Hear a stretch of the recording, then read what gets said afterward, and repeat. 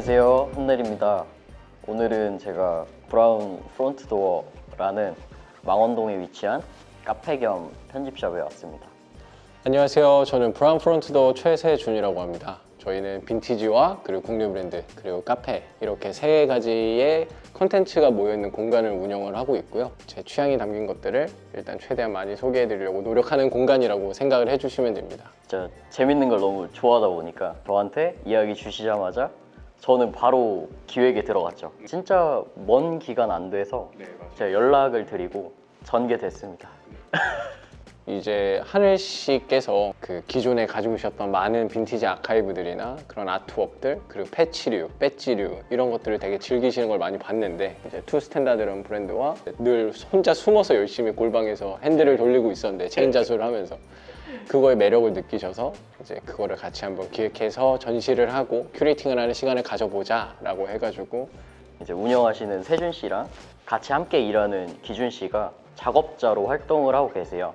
말씀하신 것처럼. 그래가지고 어떤 결과물이 나올까 기대를 했었는데 되게 좋은 결과물로 이렇게 나와가지고 이제 제품 한번 보면서 좀 얘기 나눠도 좋을 것 같습니다. 세준 씨가 작업해주신 이 재킷에 대해서 한번 소개해드리면 좋을 것 같은데, 제가 아트웍을 되게 좋아해요. 이런 아트웍을 어디서 좀 영감을 받으면 좋을까 생각을 하다가 이 브라운 프론트 도어에는 커피를 주실 때도 파이어킹 컵이라는 상징적인 컵으로 이렇게 주시곤 하셨는데 그거에 영감을 받긴 했거든요. 단순히 체인 자수로서 그냥 아트웍을 표현하기에는 접점이 없었고 그럼 이 공간과 체인 자수와 하늘 씨의 관련된 접점을 어떻게 만들어 나가야 되나 라고 생각했을 때 하늘 씨께서 파이어킹을 하는 아이디어를 주셨고, 인스타그램에 정방향에 우리는 사진을 올리고 편집 디자인을 해서 글을 올려야 되는데 그거에 대해서 영감을 받을 때 그렇게 많지 않았거든요.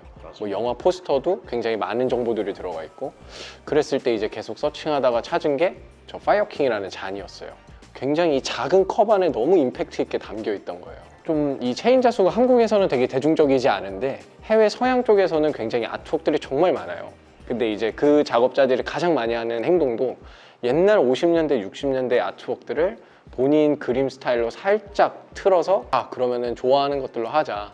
제가 탄산음료를 엄청 좋아하는데 닥터페퍼를 엄청 좋아해요. 저도 네, 펩시를 정말 좋아하는데 정말 안타깝게도 펩시에 관련된 파이어킹을 찾기가 너무 힘들어서 일단 가지고 있는 코카콜라로 하게 됐는데, 이제 배드가이 시리즈라고 해서 옛날 파이어킹에 굉장히 많이 들어갔던 아트웍 중에 하나예요. I am a Born from the Sun bad guy인데 이거를 그럼 우리 체인자수 브랜드의 이름을 넣고 배드가이로 가자 해가지고 나왔던 아트웍이고, 원래 기존 레이아웃에는 이 컵과 손 그리고 여기서 연기 올라오는 듯한 저 아트웍이 없습니다. 근데 저희 디자인 총괄 해주셨던 최광민 작가님이 조금 틀어서 마치 커피를 마시는 듯한 느낌으로 이 공간을 어울리는 그런 디자인적인 거를 이 아트웍에서 풀어내고, 저는 이왕이면 기존에 없던 걸 새로운 걸 만들어 보자 라고 했는데 그 이제 광민 작가님이랑 세준 씨가 되게 잘 만들어 주신 것 같아요. 다음 작품을 한번 세준 씨가 소개해 주시면 좋을 것 같습니다. 이 작품은 일단은 먼저 디자인적인 걸 말씀을 드리면, 악마 같은 이 캐릭터는 닥터페퍼라는 컵에서 왔어요.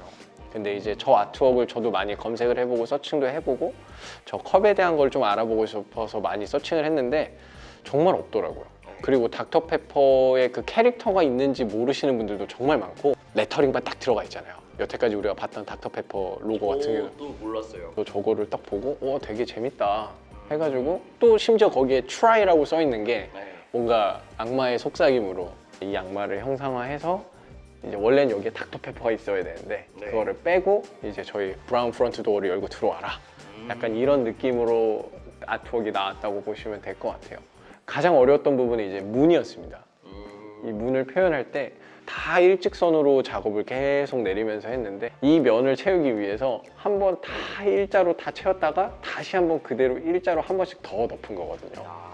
원단이 하얗다 보니까 한 줄로만 채우면은 이제 뒤에 있는 면단이 좀 하얗게 이렇게 올라오는 모습이 있어서 아직까지 조금 덜 된 부분이 있어요. 근데 이 부분을 일부러 남겨놓은 게 저희 행사 때 구매하시는 분들이 있으면 그거를 직접 이런 메커니즘으로 체인 자수가 이루어진다라는 걸 보여드리고 싶어서 약간 이스터 에그처럼 남겨놓은 곳입니다.